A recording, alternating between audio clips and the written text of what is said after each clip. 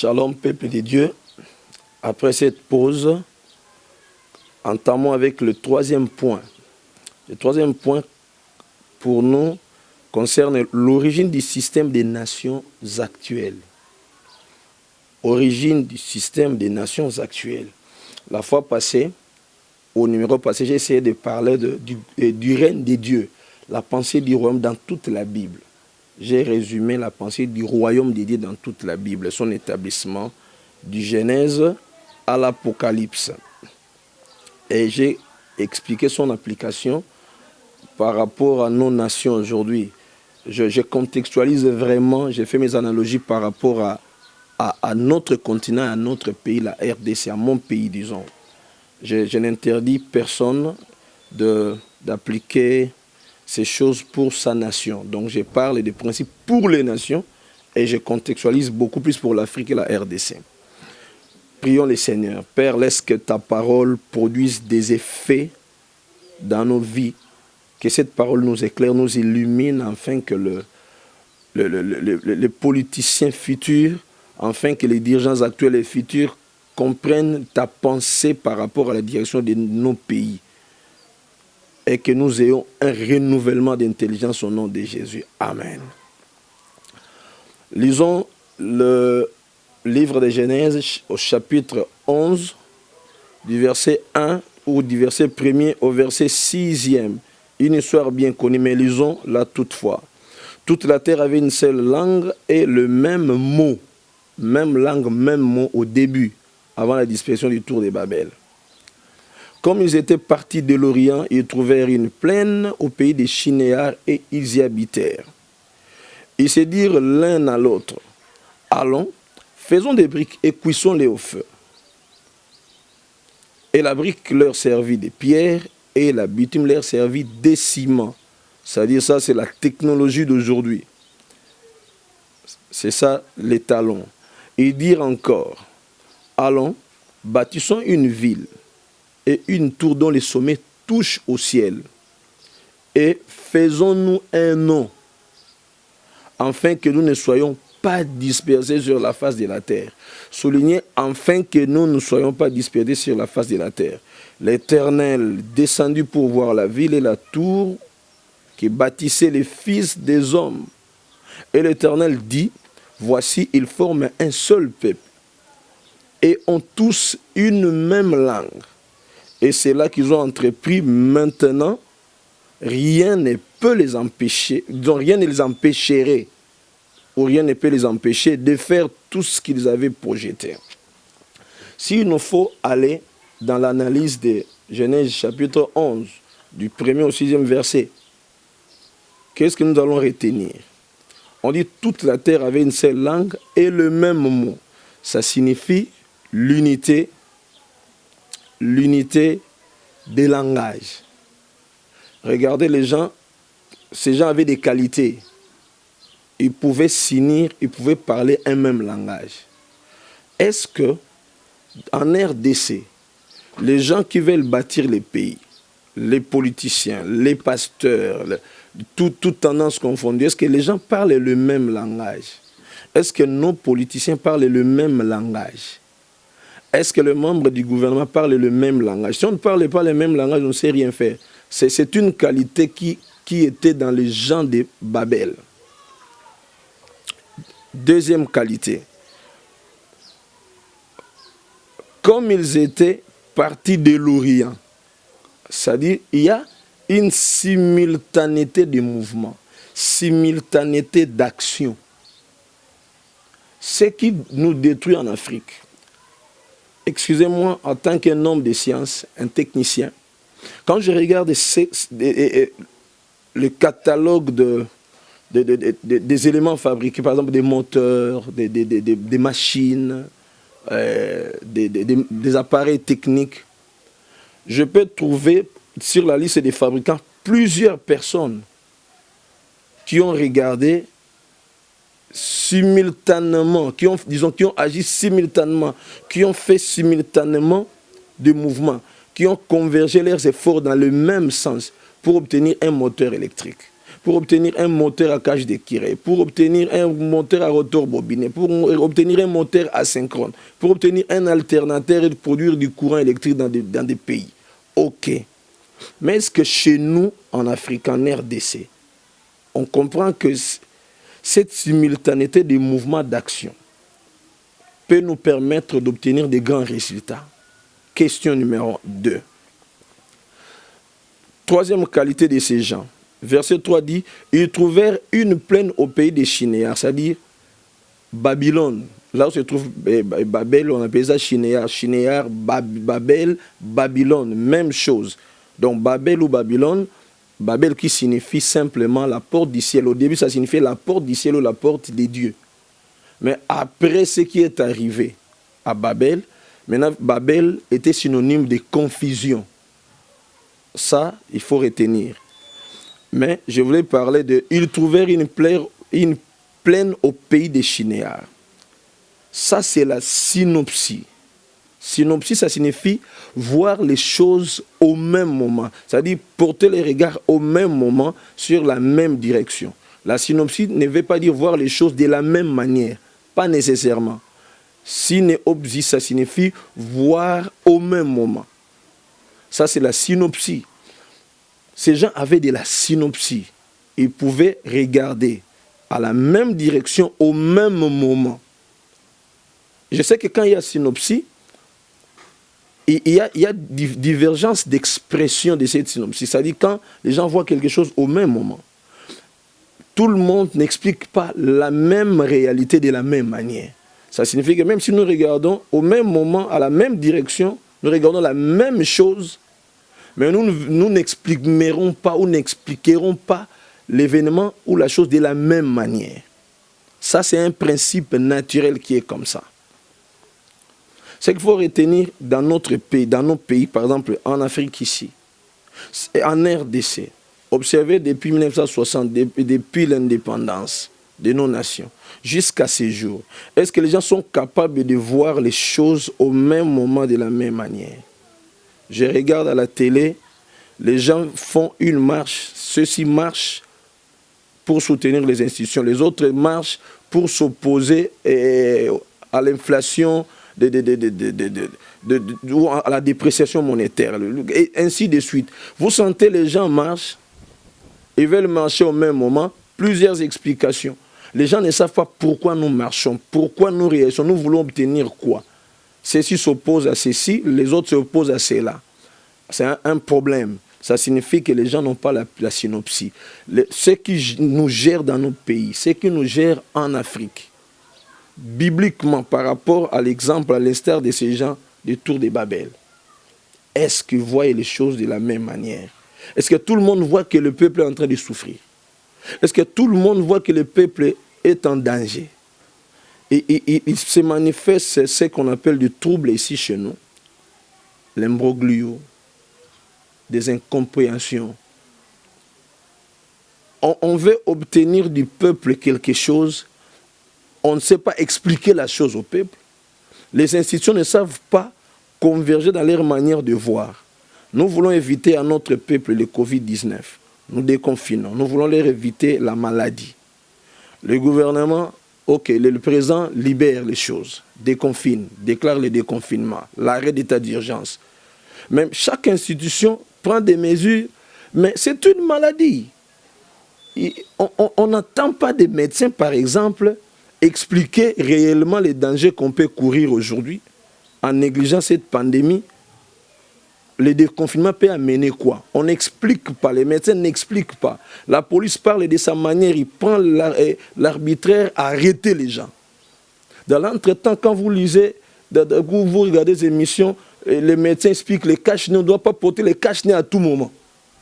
Pourquoi? Parce que ça change les battements du cœur, ça complique la respiration de certaines personnes. Or, quand on a les taxis, bus, l'aération complique dans plusieurs bus ou voitures ou quoi, finalement, on ne sait pas, doit-on porter ou ne doit-on pas porter? Parce que les gens qui dirigent ne savent pas voir les choses de la même manière. Il faut voir l'homme le plus faible ou la femme la plus faible du peuple.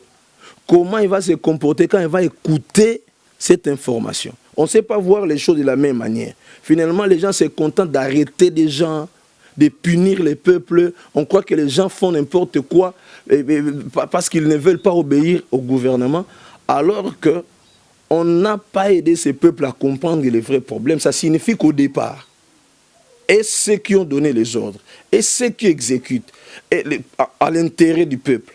Le peuple n'a rien compris parce que ceux qui donnent l'ordre n'ont pas regardé jusqu'au bout au même moment. Donc chacun regarde de sa manière, à son temps, et fait ce qu'il veut. Ça, c'est ce que nous devons éviter. C'est ce qui fait que nous souffrons plus dans nos nations, aujourd'hui dans nos pays, aujourd'hui africains surtout. On ne sait pas voir les choses jusqu'au bout. Regardez au même moment, la même direction, de la même manière, jusqu'au bout. C'est-à-dire prendre la même durée, le même moment, le même temps d'observation. Et ça, c'est ce qui a manqué dans nos pays jusqu'à aujourd'hui. Mais regardez les gens des Tours de Babel, Dieu a apprécié ça.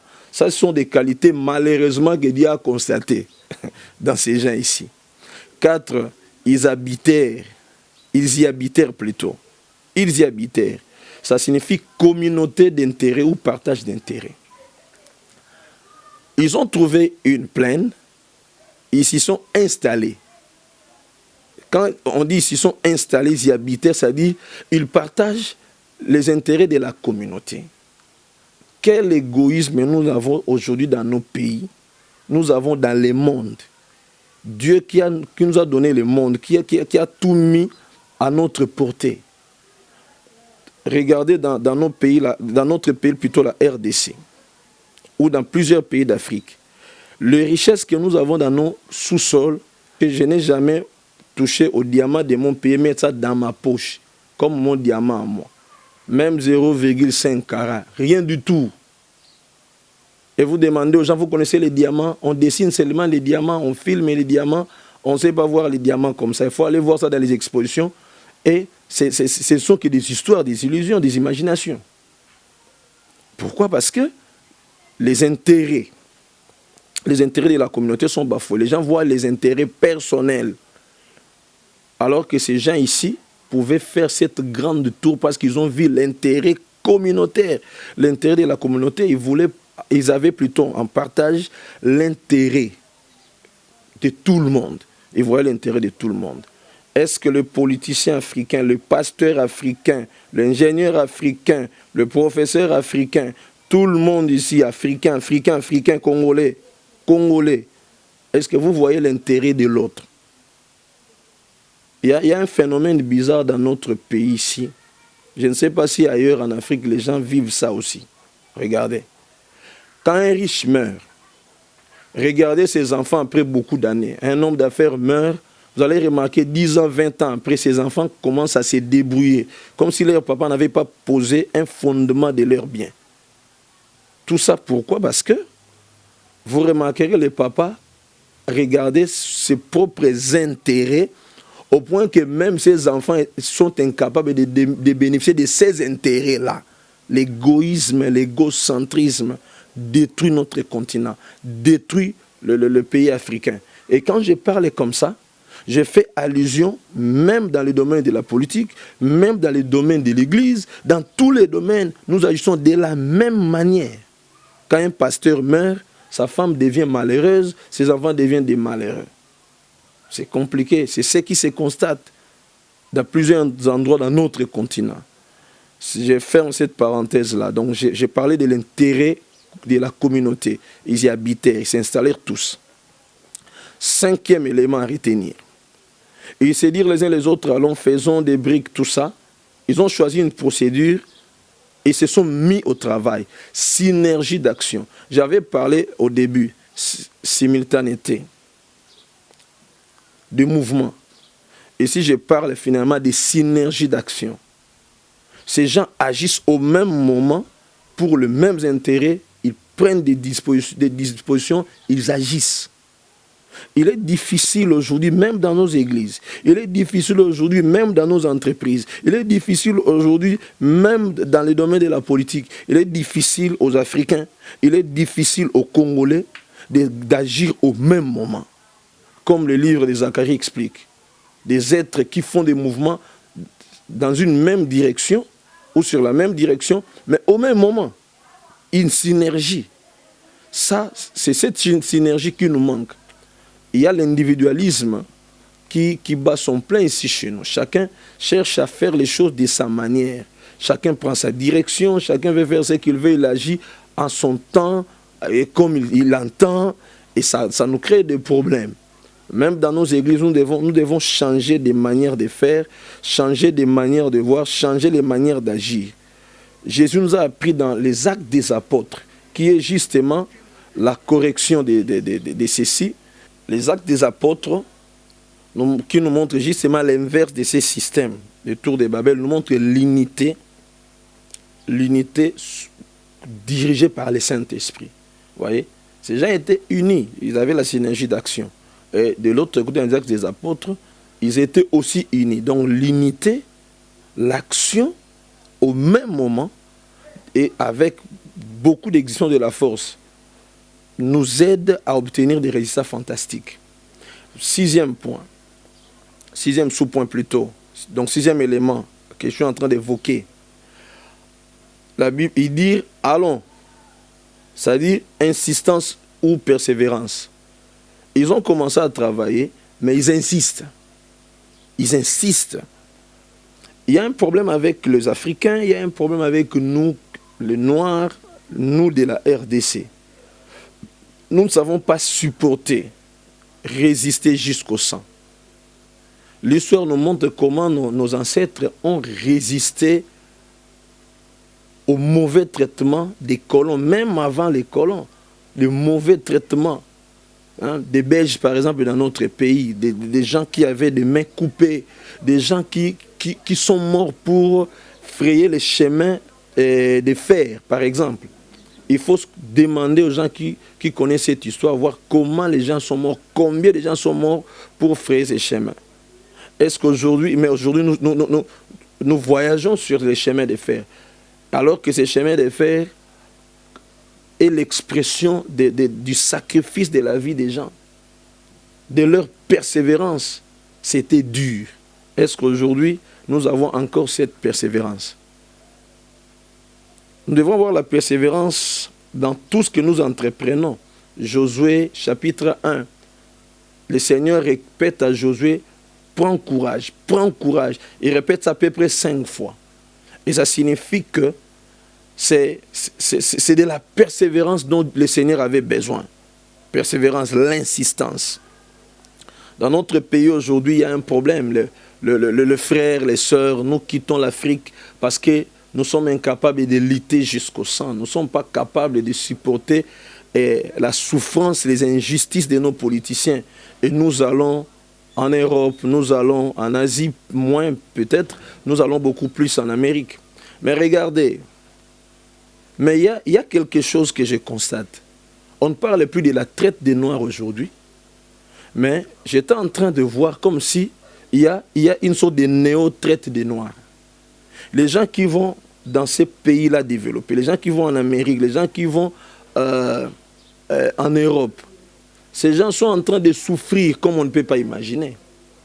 Ces gens sont vraiment comme sous une traite professionnelle. Ils sont comme sous une traite intellectuelle, comme sous une traite politique, comme sous une traite sociale. Donc, on dirait que ça continue sous une autre forme. Je crois que quelquefois, il faut de la persévérance. Il faut continuer à lutter. Dieu n'abandonne jamais la persévérance. Il y a une sorte de néocolonialisme, on dirait. On dirait qu'il y a une sorte de néocolonialisme. Pourquoi? Parce que ceux qui fouillent ici, la souffrance, ceux qui ont échappé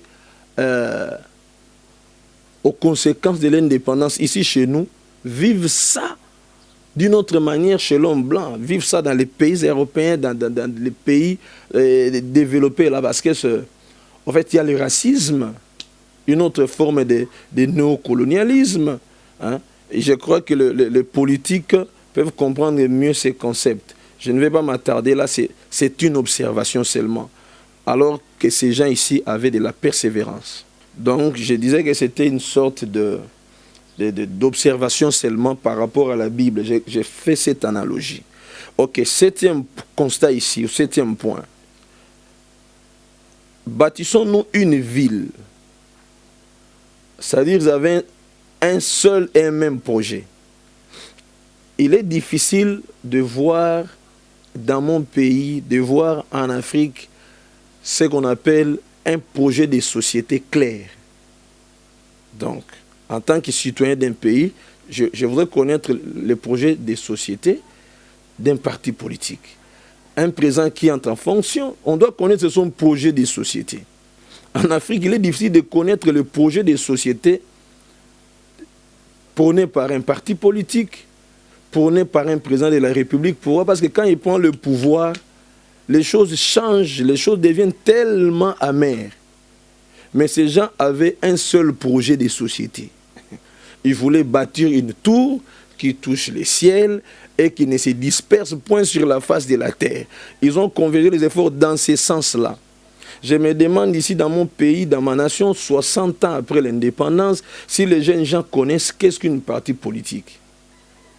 Demandez aux gens qui ont marché, pourquoi vous marchez, ils ne savent pas. Vous êtes de quel parti politique? Ils vous donnent le parti. Que disent vos statuts par rapport à ce que vous venez de faire? Ils ne savent pas. Comment pouvez-vous revendiquer en tant que parti? Ils ne savent pas. Quel est votre programme? Ils ne savent pas. Quel est votre projet de société? Il n'y en a pas. Et je crois que ça ne doit pas continuer comme ça. Bon, il y a d'autres éléments que nous allons donner dans d'autres émissions pour éclairer ça vraiment dans la langue nationale. Mais ça, ce n'est qu'un constat. Donc, c'est un problème que nous avons. Maintenant, regardez ce qu'a produit un peu la tour de Babel. Ça dit, ces gens, à part leur qualité, ils ont essayé d'ériger une tour dont les sommets touchent au ciel. Le problème ici maintenant, c'est quoi? Ce n'est pas ces qualités qui ont énervé Dieu. Ce qui a énervé Dieu ici, c'est opposition à l'autorité de Dieu. Ces gens se sont opposés à l'autorité de Dieu parce qu'ils voulaient que les sommets de cette tour au ciel touchent plutôt au ciel. Moi, je me pose la question, au-dessus de nous, il y a combien de kilomètres pour atteindre l'atmosphère? Cette atmosphère prend quelle couche kilométrique? Au-dessus de l'atmosphère, nous avons beaucoup de couches. Nous avons les stratosphères, les aérosphères, les ionosphères, les biosphères. Il y a beaucoup de couches. Est-ce que vraiment cette tour-là allait toucher Dieu? Le problème, c'était la pensée qui était dans les cœurs de ces gens-là, qui s'élevaient contre l'autorité de Dieu. Le problème, c'est l'opposition à l'autorité de Dieu. Quand les gens veulent avancer les pays, en s'opposant à l'autorité de Dieu, sachez que ça ne va pas aller, ça ne va pas marcher. 9. Faisons-nous un nom. Recherche de la célébrité. Il y a quelque chose qui détruit nos pays aujourd'hui. Que ce soit nous les hommes de Dieu. Parce que nous les pasteurs, nous gérons les peuples avec nos gouvernements. Avec nos gouvernants. Nous sommes des gouvernés et nous gérons les peuples avec les gouvernants. Mais remarquez, quand je parle de la politique, je parle des pasteurs, je vois tout. Moi, mon problème, c'est d'expliquer notre problème à nous en tant qu'hommes de Dieu. Nous pouvons aider les politiciens, oui, parce que nous pouvons avoir des politiciens dans nos églises. Ce n'est pas un péché. Ils n'ont pas péché en étant politiciens dans nos églises. Il n'y a pas de problème, c'est nos croyants. Ils sont libres de faire ça. Mais notre problème ici, c'est d'éclairer un peu les choses. Alors, quand dans une nation, les gens cherchent à faire un nom, dans mon pays, chaque personne qui prend pouvoir cherche à faire un nom. Et le peuple devient très fanatique. Le peuple africain est très fanatique, il réfléchit moins, excusez-moi. Mais ces gens voulaient se faire un nom. Dans nos nations africaines, dans nos pays d'Afrique, quand un président s'est fait un nom, il se crée autour de lui une sorte de caste. Une caste. Il y a des castes politiques. Il y a des castes sociales qui s'érigent chez nous en Afrique. Il y a des castes religieuses. Hein? Regardez, quand un président meurt, vous remarquerez après que ce sont ses enfants qui prennent le pouvoir, et puis ce sont ses enfants et ses amis, et les gens qui ont travaillé avec tel président, ce sont eux qui maintiennent le pouvoir, qui maintiennent le système politique, le système social. Ce sont toujours eux qui sont les plus riches. Ils sont les plus riches, ils mangent bien, ils roulent carreau, ce sont les mêmes personnes. Et dans notre nation, il est constaté malheureusement que depuis l'indépendance, donc Les pionniers restent les enfants de ces gens-là qui ont formé cette caste politique depuis 60 jusqu'à ces jours. Alors les autres qui entrent là souffrent dans ces castes, toutes ces castes-là. Politiques, sociales, il y a même des castes religieuses. Il y a des églises qui appartiennent aux familles. Des églises qui appartiennent aux familles. Il y a dans notre pays des religions familiales. Le peuple, c'est-à-dire les adeptes sont comme des laïcs, et puis le clergé, c'est familial. Ça, ce sont des choses que nous vivons, ça ne nous aide pas. Et ce sont des choses qui ont énervé Dieu. Et il y a aussi quelque chose que je vais épingler, le culte de la personnalité. Aïe, ça, ce sont des choses à éviter. En Afrique, il y a un problème de culte de personnalité. On ne sait pas si la politique doit nous amener à faire les cultes de personnalité. J'épinglerai ça dans les sous-points suivants. Et en dernier lieu, ils se sont dit, afin que nous ne soyons pas dispersés sur la face de la terre, rébellion à l'ordre de Dieu de remplir la terre. Dieu a dit, remplissez la terre, assujettissez-la, multipliez. Et ils se disent, non, qu'on ne remplisse pas la terre, qu'on reste au même endroit, qu'on monte. Alors, ça, ce sont des expressions de la rébellion contre Dieu. Il y a des méthodes politiques dans nos nations qui s'élèvent contre l'autorité de Dieu, qui sont expressions de la rébellion contre Dieu.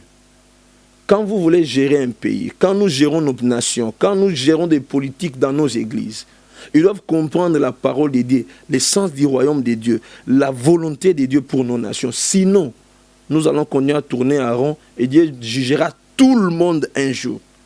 Tout le monde. C'est pourquoi à la fin, le jugement de Dieu est tombé. L'Éternel dit, descendons voir la ville et la tour que bâtissaient les fils des hommes. Et vous verrez, au verset 7, 8, 9, Dieu répand la confusion. Il ne faut pas que Dieu répande la confusion sur nos nations. Nous ne devons pas rester dans la confusion, parce qu'au moins, il y a des gens dans nos nations qui connaissent le Seigneur, qui connaissent la parole de Dieu. Nous qui connaissons la parole de Dieu, nous faisons nos devoirs. Tout ça, je l'ai dit pourquoi? Pour vous préparer à comprendre. Et quand je vais parler de la destinée d'une nation, vous comprenez comment les choses se sont abîmées au début. La déchéance des choses, c'est depuis le tour de Babel. J'ai parlé de la première déchéance. Avec Adam et Ève, Caïn, et il y a une autre déchéance à l'époque de Noé, ça je n'ai pas relevé, mais ce qui montre l'esprit politique de ces moments, c'est justement ça. Donc que Dieu vous bénisse, que la parole de Dieu nous guide, que la parole de Dieu nous aide, que la parole de Dieu nous éclaire. Et le prochain sous-point, ça sera la face cachée du tour de Babel. Et ça, je dois expliquer dans le prochain numéro pour nous aider plus tard à comprendre quelle est finalement la pensée de Dieu pour une nation. Que Dieu vous bénisse. Ciao. Questions, posez-nous à partir de notre boîte YouTube ou à partir de notre email affiché sur l'émission au début comme à la fin ou au bas de nos écrans. Que Dieu vous bénisse. À la prochaine.